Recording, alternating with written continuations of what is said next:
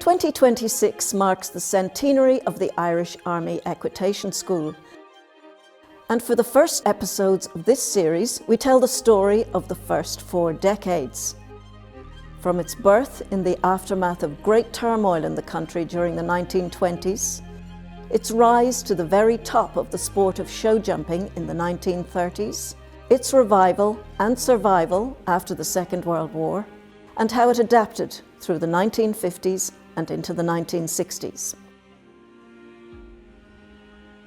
For Ireland and the Irish Horse.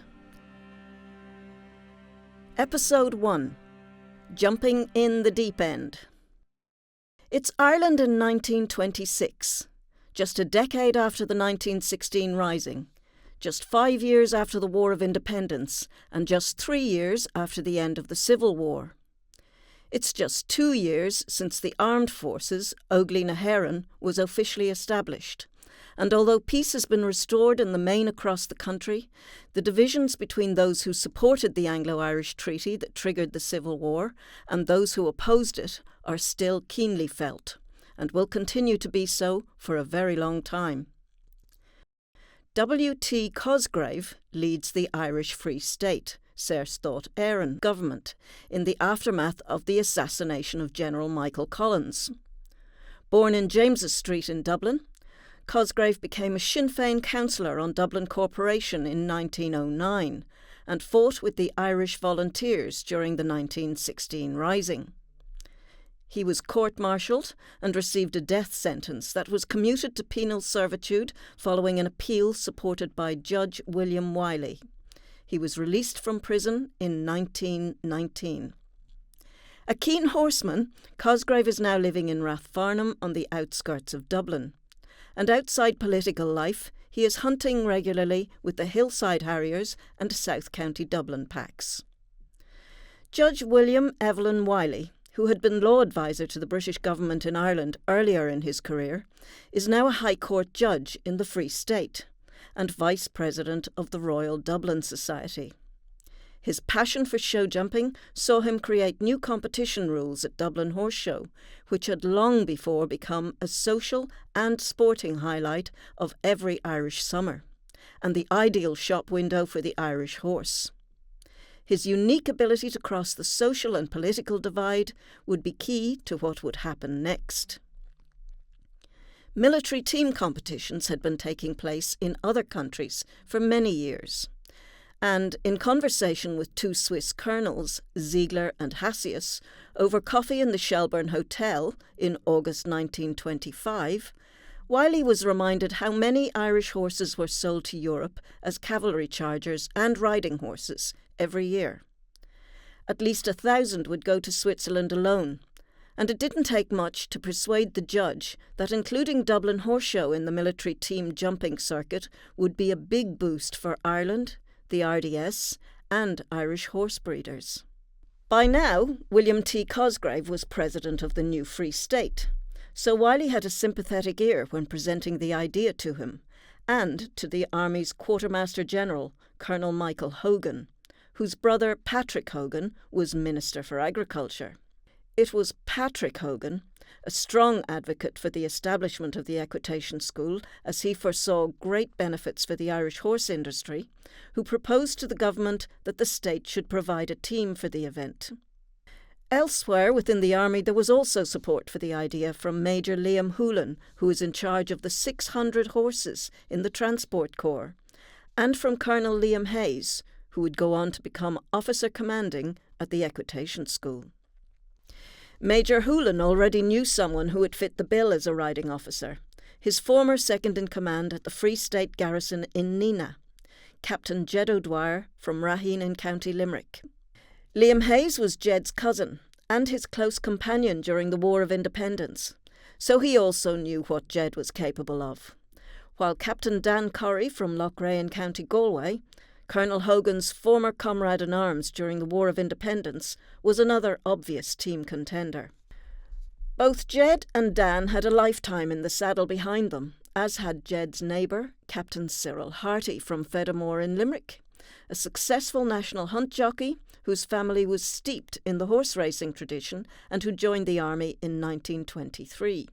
The fourth selected rider was Commandant Tom Mason, who, riding first attempt, won the inaugural military cup staged by the Hillside Harriers at their point-to-point meeting in Baldonnel in County Dublin in 1925, and who returned to do it again with Irish Boyo in 1926. That definitely put him on the radar. They were all very experienced, although as Jed pointed out later, they were hunting and racing men who knew nothing about show jumping. By April 1926 they had the go-ahead. Major Hoolan was appointed officer commanding, and the 4 men were called up. But there was only 3 months to go until the opening day of Dublin Horse Show in August, and there was so much to do.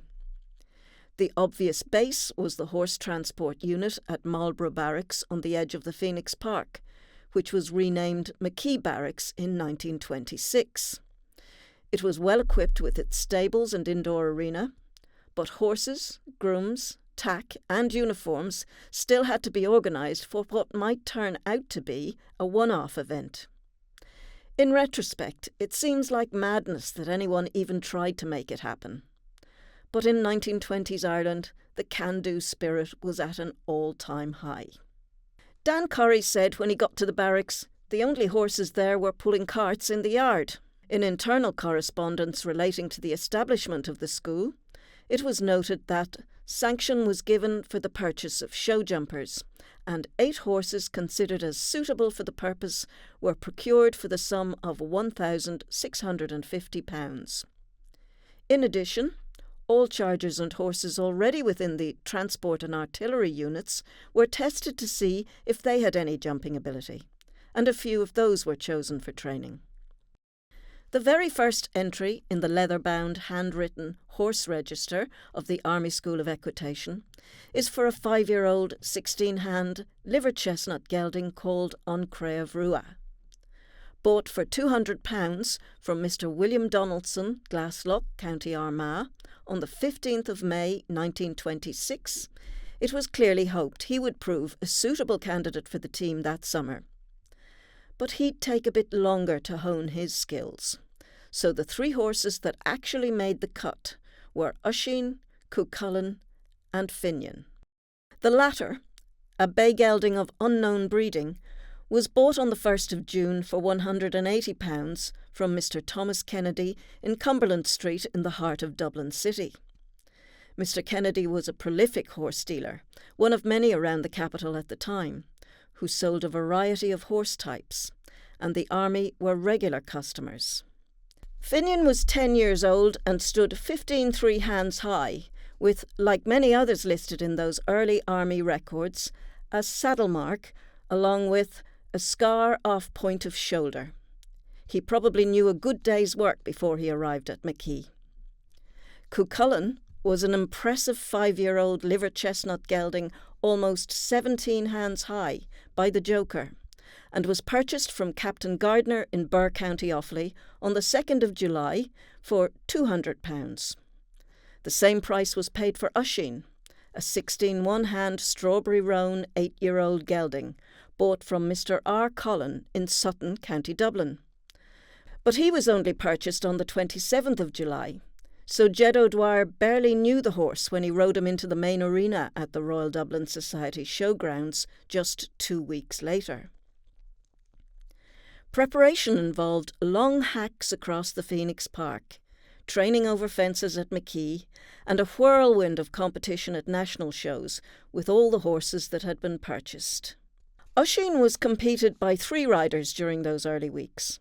At Bray and Kilkenny by Jed O'Dwyer, at Clonmel by Dan Curry, and by Cyril Harty, who posted wins with him in Dundalk and the Hillside Harriers horse show. Usheen never finished lower than 3rd at any of these events.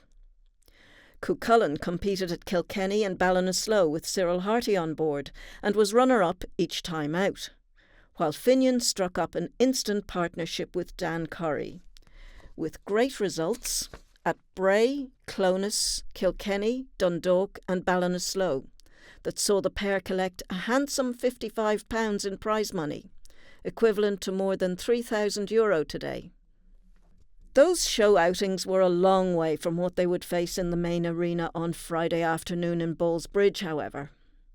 Only time would tell if they could pull off the miracle of all miracles and fly the home flag with dignity and pride. Mason was not chosen for the team, so it fell to the remaining three to make it happen.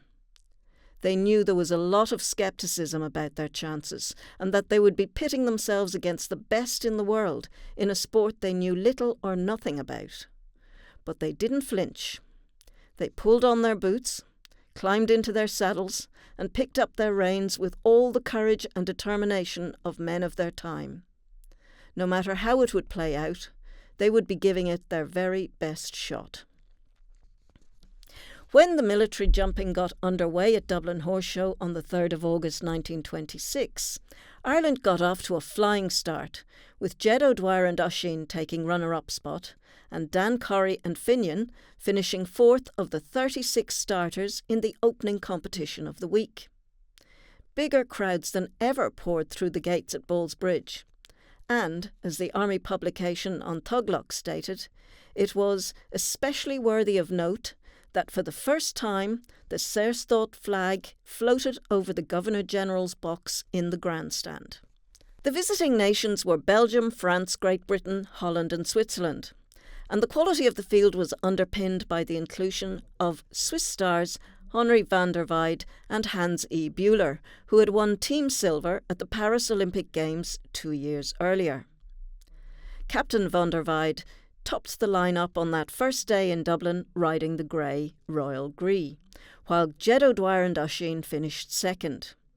The Irish Independent reported that Oisin was ridden splendidly and there could not have been much between him and the winner. Jed had to jump off for that second place against Switzerland's Hans Bühler riding Vladimir, and this time out each horse took the course individually. Oisin was foot perfect, so now it was down to Bühler to throw down his challenge, and, according to On Tuglock, excitement ran high as the Swiss cleared the wall and double bank in fine style. However, he fumbled at the water, and there was a resounding cheer as Oisin's number was run up. It was only the first day of the show, and already the army men and their horses were making a big impression. Journalist P. de Burca wrote that Irish Islanders noted with pleasure that the native horses all bore Gaelic names, perhaps underlining the fact that the loyalties of some of the Irish public lay elsewhere. Jed, whose family home had been burned to the ground by the Black and Tans during the War of Independence, certainly sensed a degree of ambivalence. I had a strong feeling that at least half of the packed stands on opening day were hoping for a win by Britain, he said. But the very first Nations Cup for the Aga Khan Trophy on Friday, the 6th of August 1926, would change all that. Public interest was so great that the gates of the RDS had to be shut to prevent more people cramming into the already overcrowded showgrounds. A record 34,143 people thronged every available space around the arena, including rooftops, as, in a ceremonial tradition that continues to this day, the newly established Army Band led each of the visiting teams into the enclosure and then played their national anthem as they stood before the Governor-General's box, which was occupied by Tim Healy. There to also take the salute was the man who made it all possible, President W. T. Cosgrave. In 1926, the Irish Free State, Saoirstát Éireann, was a dominion of the British Empire, comprising 26 of the 32 counties, and the Governor-General was the representative of the King until a new constitution was introduced in 1937. This asserted the inalienable, indefeasible and sovereign right of the Irish people to self-determination. And 12 years later, in April 1949, the country would finally be declared a republic. Back in 1926, the Irish Independent reported that each national anthem was respectfully acknowledged by the spectators in the RDS main arena on that August afternoon, and noted that, when the British team entered, another remarkable scene of enthusiasm was witnessed as the khaki-clad officers slowly approached the central box. God Save the King was played as they saluted, and the reporter added that this is the first time that the British anthem has been acknowledged publicly by such an immense crowd in Ireland as that of a foreign nation, and respectfully saluted as such. When the Irish team arrived, a great cheer greeted their appearance, and when they drew up in front of the Governor-General's box, the band played the Irish anthem, The Soldier's Song. The crowd again standing silent and bareheaded, the reporter continued. And when all 6 teams paraded around the arena and drew to a halt for one more rendition of the Irish anthem, the crowd rose en masse and cheer after cheer went up. Such unique and remarkable demonstrations have scarcely ever been witnessed in Ireland. It was a scene that will go down in history as one of the most magnificent and demonstrative acknowledgements of Ireland's status as a nation, the Irish Independent concluded. The famous Ballsbridge course included banks, a stone wall and water jump, which proved particularly challenging for some of the visiting sides. But the Swiss were well up to the task, and the Irish were lying 4th behind Belgium in 3rd and France in 2nd at the halfway stage.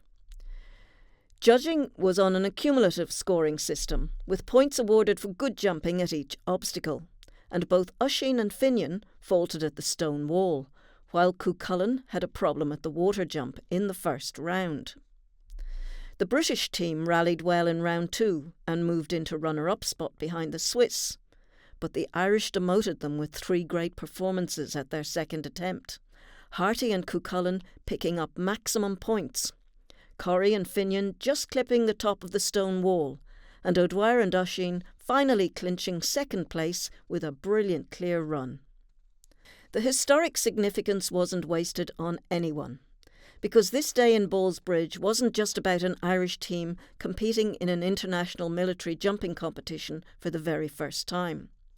It was a watershed moment, with the new state taking her place amongst the nations of the world, flying her flag and standing proud. During the official dinner for the visiting teams at McKee Barracks that night, invitations were extended to events in the countries taking part. Major Hoolan and the riders had some reservations, but acceptances were confirmed for the following year's events at Olympia in London and Lucerne in Switzerland. After all, government officials were delighted with how well it had gone in Dublin. And on top of that, the Swiss Army had snapped up 75 more horses to bring home with them from the show, which was a tremendous advertisement for the Irish horse. So what could possibly go wrong? Quite a lot, as it turned out. Olympia was jumped indoors, and courses there and across Europe were much more technical than those at Ballsbridge. Helped by members of the 1926 British team, including Dubliner Captain Joe Hume Dudgeon and Major Edward T. Boylan from Drogheda, the Irish set about preparing for the 1927 contests by building a special course at McKee and then, 3 weeks before the London fixture, practising at the British Army Equitation School in Weedon in Northamptonshire. Before the team left, President Cosgrave called them to his office and reminded them of the significant role they were now playing. No matter where you go, never do anything that would dishonour the uniform you are wearing, he said. They did their best in London in June, but it was nothing short of a disaster. The Olympia arena was tiny compared to what they were used to. We were just plain embarrassed, Jed O'Dwyer said many years later. Our big striding horses couldn't cope with the confined space and tight distances.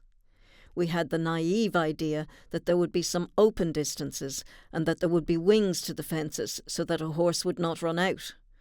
But it was like galloping inside a house, and our horses were not trained to turn that sharp, so we knocked everything in sight. I never heard our total score, and for my peace of mind, I never want to, he added. They finished last in the Prince of Wales Nations Cup competition, and it was even worse when they moved on to Switzerland, as Jed explained.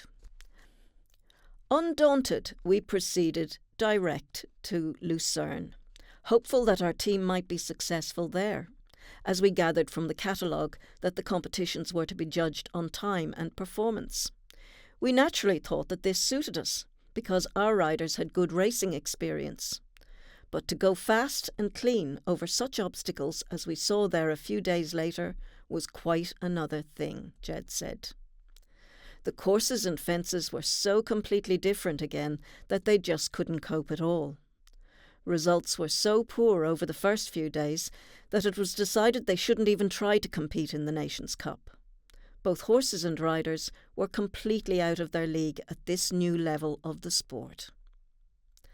A member of the winning French team, Captain Camille Montergon, commented afterwards, "It was at Lucerne in 1927 that I saw Ireland's competitors for the first time.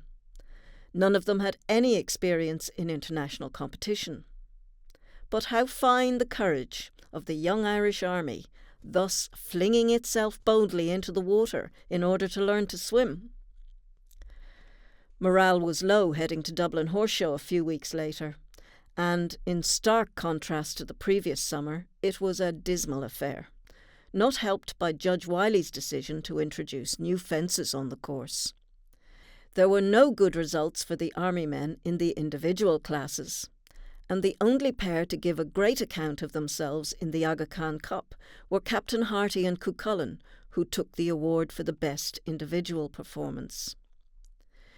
The euphoria of the previous summer was now long gone, and the future of the whole Irish Army Equitation School project looked to be in jeopardy. The days of innocent self-belief were over, and it was time to face a harsh reality. Major changes would have to be made if it had any chance to survive. It was Colonel Michael Hogan who saved the day when changing the school's status within the Army, moving it from within the Transport Service to become a separate unit reporting directly to the Quartermaster General's office. He made the inspired decision to hire Colonel Paul Rodzianko, an émigré White Russian cavalry officer and experienced instructor, as trainer. The result would be spectacular. Rodzianko was from an aristocratic background of great wealth, and it was often joked in army circles that he owned a farm back in Russia bigger than all of Ireland. It might once have been true, but this was a man battle-hardened by his experiences in World War I and the Russian Civil War. He was on a diplomatic mission to England when the Russian Revolution broke out in 1917. Stranded, he joined the British Army and was among the contingent sent out to support the White Russian Army in 1918. His commanding officer sent him to Ekaterinburg to find out what had happened to Tsar Nicholas and his family, who had been murdered by Bolshevik revolutionaries in July of that year. But their bodies were nowhere to be found. Their remains would not be finally discovered until 1979, and in 1998 were reinterred in a state funeral in St. Petersburg. When Rodzianko returned to England, he brought with him a little dog called Joy, who had been the beloved companion of the Tsar's 13-year-old son, Crown Prince Alexei. Somehow the King Charles Spaniel, who was found starving and traumatised, had survived the murderous night. Joy lived out the remainder of his days in peace at Rodzianko's home in Windsor. When he arrived at McKee Barracks, the Russian riding instructor had a big job to do. The Irish Army men thought they knew how to ride, but show jumping was a completely different discipline, and they had a whole lot to learn. It would be a very painful process. Rodzianko was a proponent of the much more modern style of forward riding, championed by Italy's Captain Federico Caprilli, which demanded far greater balance and athleticism from the rider. The first training course took place in December 1927, and among those taking part were O'Dwyer, Curry, Harty, Liam Hoolan, Michael Hogan, Liam Hayes and Fred Bennett. Also included were Lieutenant Fred Ahern, Captain Tom Finlay and Second Lieutenant Dan Leonard. As 1928 got underway, Rodzianko concentrated mainly on O'Dwyer, Corrie and Harty. He knew he was under pressure to produce a result, so the riders were more or less confined to barracks for the first 7 months and drilled relentlessly. The training regime was not for the faint-hearted. 6 hours a day, every day, for months and months on end. Emphasis was on the comfort of the horse, not the rider, getting the weight off the horse's back and allowing it much more freedom of movement. O'Dwyer said years later that it was so tough he could hardly find the energy to pull off his boots when he got home in the evenings. He turned us inside out, and it hurt, he said. However, by the time they emerged on the opening day of Dublin Horse Show 1928, the benefit of the training was already there for everyone to see. The distinctive and much lighter riding style that would become their hallmark quickly paid dividends. Harty and Cuchulainn finished second, and Corrie and Roisin Dubh finished fourth in the military competition on day 1. And on day 2, Harty posted the Irish Army's first ever international military competition win when clearing 6 foot 9 inches in the high wall competition with An Craobh Rua. So by the 3rd day of the show, when Corrie and Roisin Dubh finished second in the military class, there was already a big buzz about how well the Irish Army men were riding. At the customary dinner at McKee Barracks that night, it was clear that the gloom and doom that prevailed following the disastrous 1927 season was a thing of the past. Minister for Defence, Desmond Fitzgerald, announced that the Free State Army jumping team would in future be competing more regularly abroad, and all of the visiting team captains remarked on the improvement in standard of the Irish. That would be borne out in Friday's Aga Khan Cup, which evolved into a game of cat and mouse with the British, whose efforts were hampered by uncharacteristically poor performances from Captain Joe Hume Dudgeon's horse, Diplomat. By the second round, it was still nip and tuck, Ireland leading by just 2 points as the action resumed, and the tension was at fever pitch by the time Irish anchors Cyril Harty and An Craobh Rua set off to decide it. They jumped the first part of the course cleanly, but this time the now 8-year-old gelding, that very first horse listed on the Army's purchase list, balked and looked set to destroy Irish chances. Using all of his inimitable skill, however, Harty coaxed him back to work, finishing the course with an impeccable display to a resounding roar from the huge native crowd. It was the first ever win for an Irish team in a Nations Cup competition, and the proudest of moments for the men who received the cup from Governor-General James MacNeill. At last, the dream was realised. Next stop internationally would be Biarritz in France in September, where O'Dwyer, Harty and Corrie were joined by new team member Lieutenant Fred Ahern from Mount Nugent in County Meath.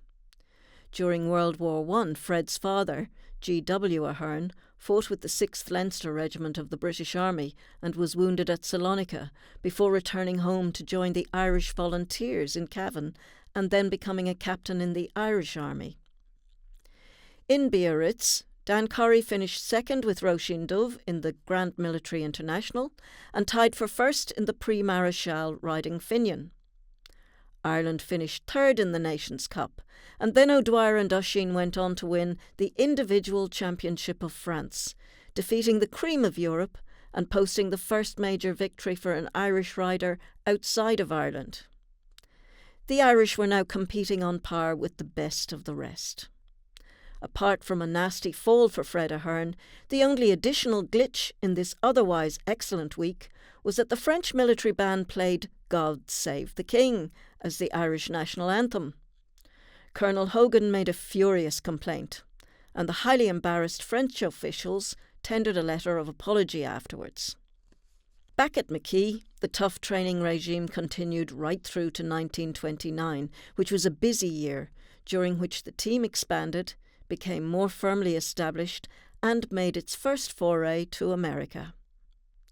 First stop was Nice in April, where Tom Findlay posted a win and Corrie, Ahern and O'Dwyer placed with Muck An Iarlár, Touro, Roisin-Dubh, Lismore and Usheen. In a year when there were 3 different commanding officers at the school, it was the legendary J.J. or Ginger O'Connell, whose kidnap by anti-treaty forces had accelerated the outbreak of the Civil War in 1922, who was at the helm when O'Dwyer, Curry, Ahern and Finlay competed in Brussels the following month. Despite doubts expressed by financial officials, a bugbear of so much of the Equitation School story, Rodzianko also travelled, and on arrival the 6 horses were walked the 12 miles to the showground at Glenval the following day. Finlay steered Moonstruck into 3rd in the Prix Saint-Michel, while O'Dwyer and Finian Og, not to be confused with Finian, swept to victory in the prestigious Prix de Habit Rouge and finished 2nd in the Prix de Commerce. These were extraordinary results, because both of these horses were from very humble origins. The 16 one-hand bay mare Moonstruck, of unknown breeding and now 9 years old, cost just £50 when one of that first group of horses bought in 1926 from Thomas Kennedy in Cumberland Street. And Finian Og's international show jumping career was even more of a fairy tale, as only 8 weeks earlier the 6-year-old gelding was pulling wagons at the barracks in the Curragh. The Irish placed consistently during the show, and the team finished 4th in the Nations Cup. Then it was on to Olympia, where they had suffered such huge embarrassment 2 years earlier. But it was a very different story this time around. O'Dwyer, Curry, Findlay and Harty picked up 34 first, second or third placings over the 8-day fixture, and Curry's win with Slieve na Mon in the Duke of Connacht Cup was the icing on the cake. On returning home, there were trips to Tipperary and Tullamore before Dublin, which had the biggest entry since its inception, with 7 international teams, including newcomers from the USA. O'Dwyer with Finian, Harty with Touro, another graduate of Mr. Kennedy's Dublin yard that cost just £60, and Findlay with Cuchulainn hoped to retain the Aga Khan trophy, and they very nearly succeeded. Tied on equal points after 2 rounds, it came down to a 3rd round decider, and they missed out by just a single point to finish behind the French. On September the 26th, they set sail for America via London on the SS Minnetonka for shows in New York and Boston, with O'Dwyer leading the side that also included Curry, Harty and Findlay. In terms of the core purpose of advertising both Ireland and the Irish horse, this was an important next step, and they got a great reception from the emigrant Irish. The horses were stabled underground in New York, and both Cuchulainn and Napoleon came down with temperatures. But Napoleon recovered well enough to be sold, along with Finian Og, who attracted the princely sum of £600, not a bad price for a horse that had been pulling carts only a few months earlier. This was policy at the time, and by the end of 1929, 6 horses were sold and 2 more, Art MacMurrough and Clonmel, were purchased. It was also policy to buy horses when possible between 4 and 5 years old, and to sell them off after 4 years of service. However, some were sold before that, while others remained at Mackee and retired after long and successful careers. Brussels got 1930 underway, and it was here that Tralee man Lieutenant Dan Leonard made an immediate impression with a runner-up finish with Roisin-Dubh. Ireland finished 3rd in the Nations Cup, and then it was on to Olympia, where they also finished 3rd, and to Lucerne, where they finished 4th. At Dublin Horse Show in August, where Curry and Slieve na Mon won Thursday's military competition, the team finished 4th in the Aga Khan Cup. However, the entire winning Swiss team were mounted on Irish horses, while the Belgians had 3 more in their side, so the sale of Irish breds was thriving.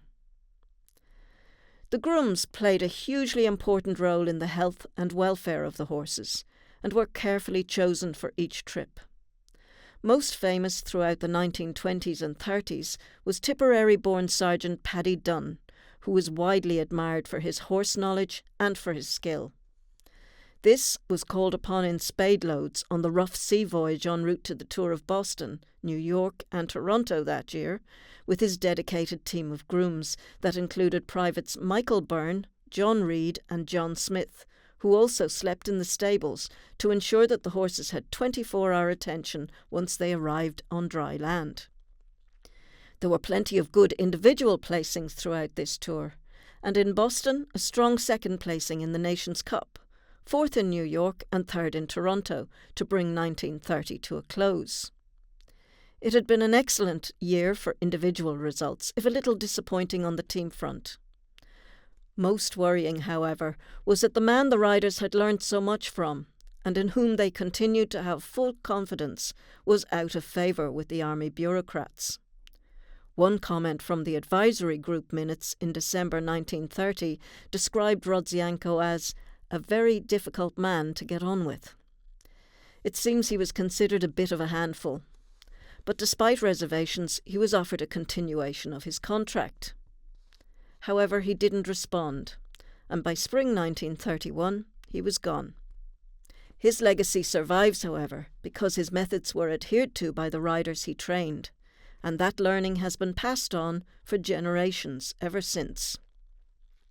The 1930s would in fact prove to be golden years for the army riders, but it was slow to get going, and their resolve would be tested in their first outing to Nice in 1931, without Rodzianko, where everything seemed to conspire against them. Rider injuries, more technical courses, the introduction of a time allowed, and poor results, including a last-place finish in the Nations Cup. In an article for An Toglach in 1931, Jed O'Dwyer described the ongoing challenges. Our team is to compete at Nice, Rome and Brussels. The first two I believe to be amongst the world's most formidable courses. The latter, which is not quite so difficult, has fences as high as 6 feet 3 inches. Nice and Rome, which have not such high obstacles, are more difficult as the pace is much faster, and the falls of horse and rider are numerous. In one competition at Nice in 1929, Jed continued, the first 6 horses to start fell at the third fence, which was then changed by the judges when a Belgian officer had been carried to hospital with a broken collarbone. There was a somewhat similar experience at Rome last year. The reader will appreciate how difficult the Nice course is when he realises that the bank is about 14 feet high and the water 21 feet wide, with a straight timber fence 5 feet high across the centre, neither of these being the one which had to be removed by the judges in 1929. Though there is always an element of danger both in preparation and in actual competition, it weighs very lightly with a rider anxious to secure the laurels of victory for the country which he has the honour to represent, Jed concluded. Back in Mackay, meanwhile, new horses were arriving, and amongst them was a superstar of the future, the 6-year-old Limerick Lace. The leather-bound record book shows he was bought from Mr. J.B. Hogan from Bruff in Limerick at a cost of £275, and this chestnut gelding would prove to be very special indeed. Brussels' show went a lot better, with strong placings in every class and runner-up spot in the Nations Cup. 5 riders were sent to London, where Lieutenant Ahern opened the Irish account with a win with Blarney Castle, a horse he would establish a brilliant partnership over the coming years, and who would give many years of sterling service to the Army team. It was a 4th place finish in the Nations Cup, but a few weeks later history was made with Ireland's first ever International Nations Cup win, posted in Lucerne by O'Dwyer and Rossnaree, Harty with Kilmallock, and Findlay with the ever-ready Moonstruck. In a high-scoring competition, they pinned the Swiss back into second and the Italians, who had beaten them in Brussels, into third. So they were in flying form coming to Dublin, where Corrie proved that Officer Commanding Colonel Hayes's fears about him losing his nerve following a horrible fall earlier in the year were completely unfounded when winning the opening puissance with Finian. The team finished third in the Aga Khan Cup, in which 50% of the horses were Irish bred. Corrie, Harty, O'Dwyer and Ahern then headed across the Atlantic, where their best result came in Toronto following a reshuffle of horses. O'Dwyer with Touro, Harty with Shannon Power and Ahern on Blarney Castle never knocked a fence to give them their second Nations Cup win of the year. In November 1931, a report on the school was sent to the Quartermaster General at the Department of Defence, praising the contribution made by Colonel Rodzianko and detailing the progress made since its establishment in 1926. It explained that a board that included representatives of the Army and the Departments of Agriculture and Finance had been appointed to examine the circumstances surrounding the school at the time. It provided a very positive picture. Under the heading Horse Breeding Industry, Exports and Prices, it pointed out that before the European War, 1914-18, Germany, Spain, France, Denmark, Italy, Belgium, Holland, Switzerland, and to a lesser extent Russia, made extensive purchases of higher-class army horses in Ireland, and buyers representing them were present at all the principal horse fairs. The outbreak of the war severed that connection, and as one of the lessons of the war, continental governments began to impress upon their people the necessity of breeding horses at home for army and other purposes. So Germany and France no longer buy army remounts here, the report said. Italy buy very few of any type. In pre-war days, those countries bought about 5,000 horses annually. Switzerland, Holland and Belgium are still customers, but their standing armies are small. The board believed that a large-scale publicity and advertising campaign would be much too expensive. So, to quote, "The modern method is the formation of a high-class international army jumping team, and its taking part with success in the principal international horse shows of the continent and America. We are satisfied that the latter represents the only practicable method of reaching the purchasers, whether government or private parties, in other countries, and recreating and improving upon the old-time reputation of the Irish horse." The report provided figures that showed 24,609 horses had been exported in 1924 at a value of £1,792,000. But by 1928 the number exported was less than half of that, down to 11,274. However, they were now valued at £2,150,000, so there was a significant increase in the average price. The report confirmed that there was a good return for the right animal despite the growth of motor transport, and great demand in Britain and America for the superior class of horse. It also pointed out that there was a notable increase in prices after military jumping was introduced at Dublin Horse Show, and that the presence of the American jumping team in 1929 brought buyers with money, and great prices were paid for good ones. There seems to be no reason why the export value of the industry to the Saerstáit should not be considerably increased if the market connections with the continent can be established, the report said, recommending that the Army team should compete in as many of the principal foreign shows as possible, and that the team should be good enough in quality to ensure success at these shows. So 5 years after it was created, the Army Equitation School had the full seal of approval. Now the pressure was on. It was, however, an uneasy time in Mackay when the Fianna Fáil party came to power in March 1932. Less than a decade earlier, many of the riding officers had fought on the opposite side to party leader Eamon de Valera during the Civil War, which had left the country so divided, and there were fears his new government might close the school. But in fact it survived and thrived, as there was a smooth transition from pro-treaty to anti-treaty government personnel. A brand new ceremonial unit, the Blue Hussars, or an Mark Slua Osgailga, had been put together and trained at Mackay a few months earlier, and with Jed O'Dwyer leading, had its first official outing at the Eucharistic Congress, a major international celebration of Catholicism in Dublin in June.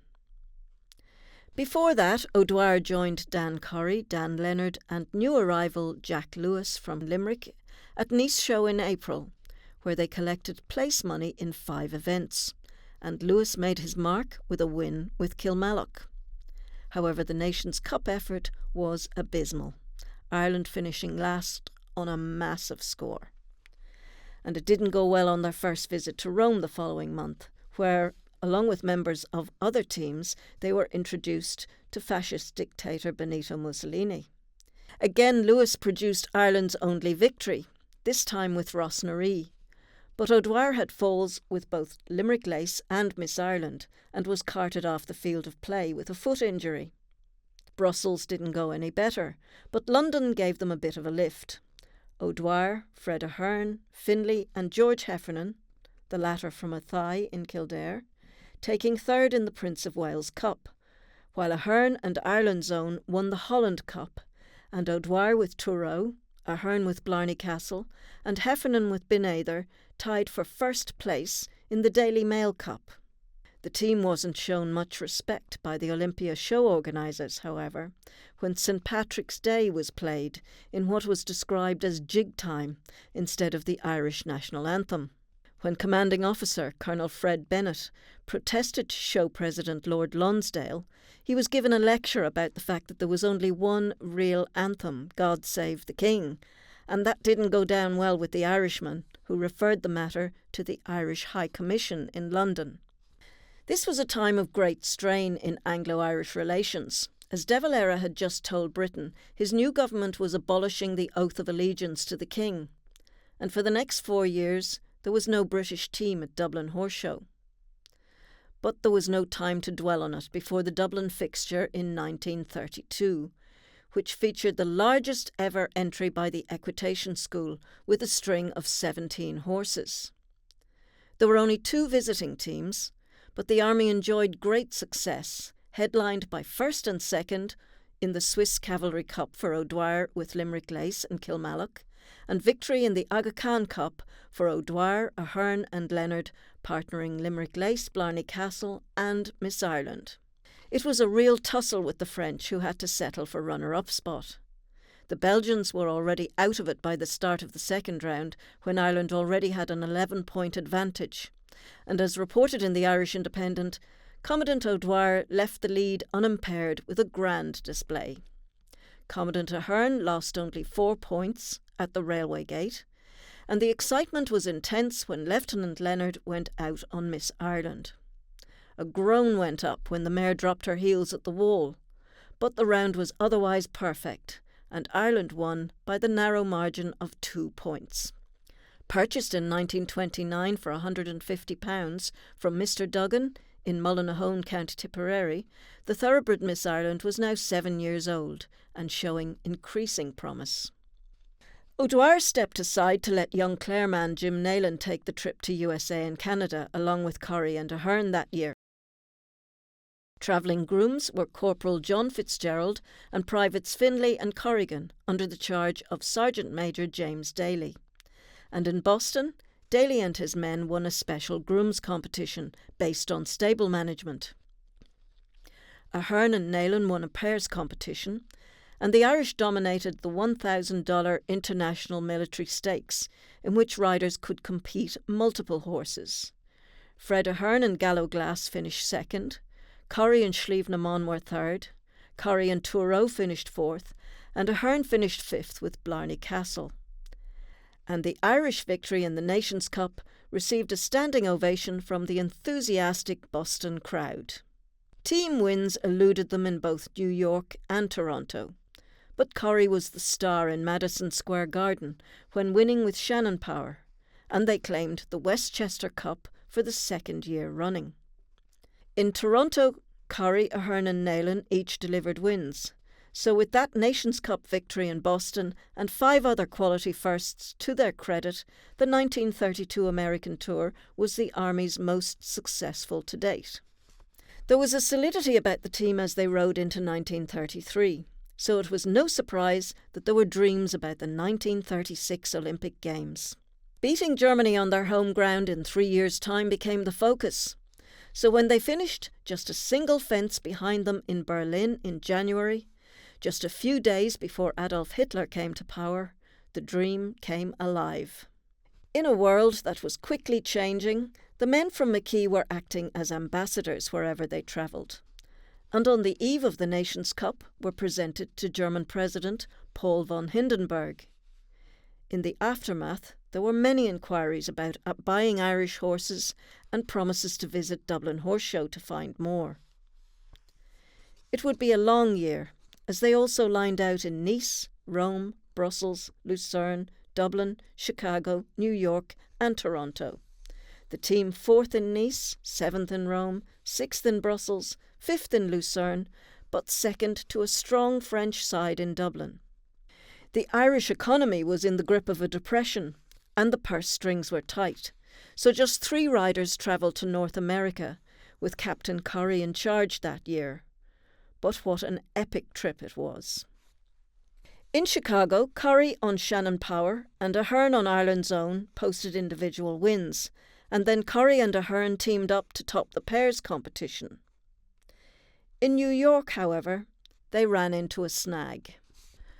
One of the most prestigious events was a 3-day military competition known as the High Score Cup, but a change of format required 4 riders on the final night, and the Army had only brought 3.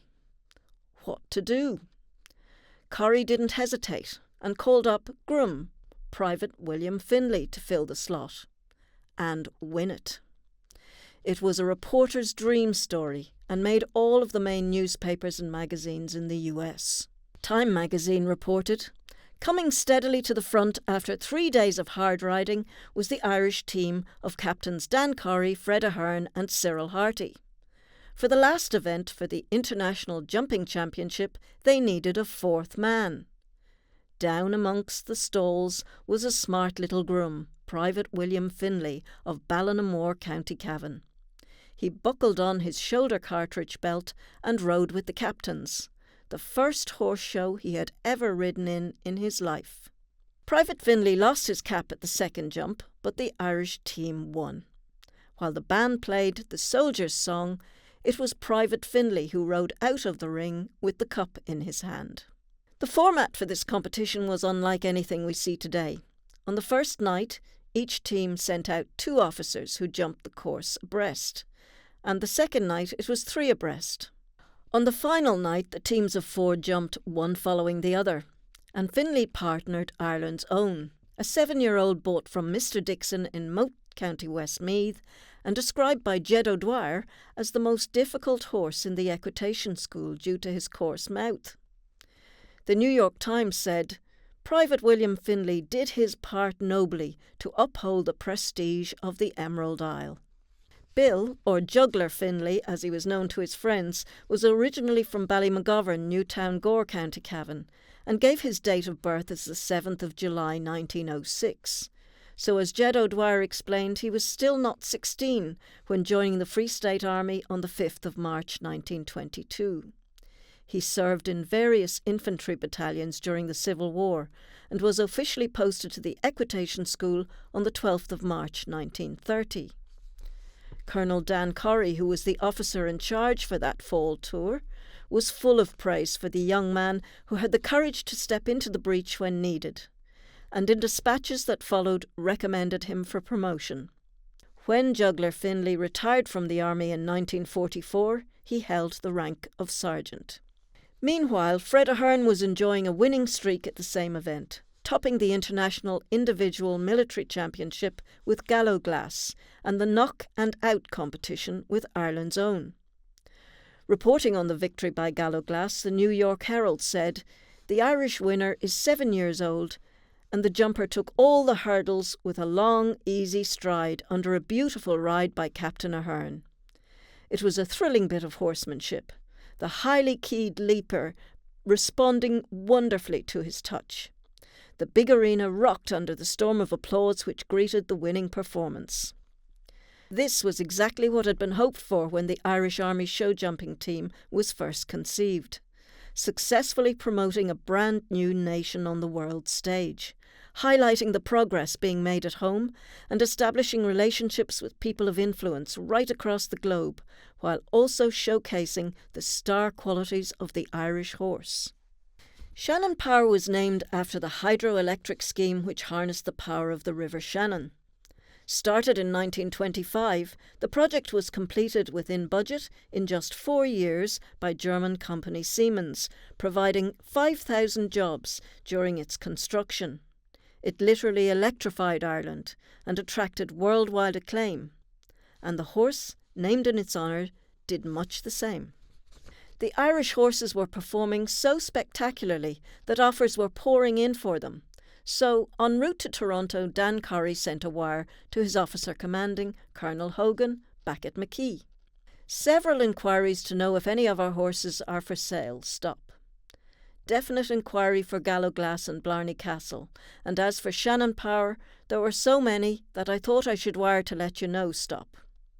Shannon Power seems to have captured all the horse lovers, and they all want to buy him. Stop.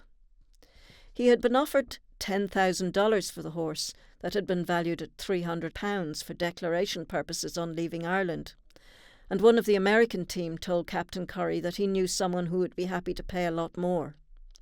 The gelding, whose silver mane and tail ensured he was always an eye-catcher, was certainly worth a lot more than the £90 paid for him as a 3-year-old. However, Colonel Hogan's reply just read, "Shannon Power, not for sale." And the horse repaid his faith in him when, with Corrie in the saddle, he joined Ahern with Blarney Castle and Harty with Limerick Lace to romp to victory in the Toronto Nations Cup. After years in the making, the top string at Mackee were proving very valuable assets. And now there was an Olympic dream on the horizon.